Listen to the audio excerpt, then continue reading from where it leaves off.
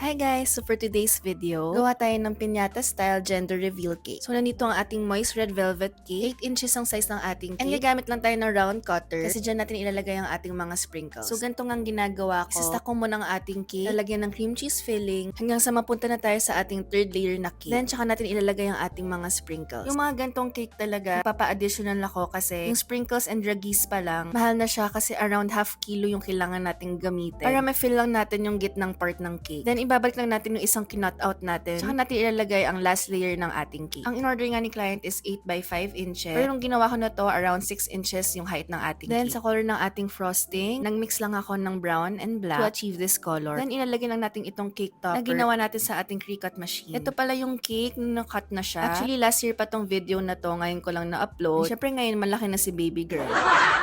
Ayun lang. Thank you for watching. Sana may natutunan kayo. Don't forget to like and follow our pages. Bye!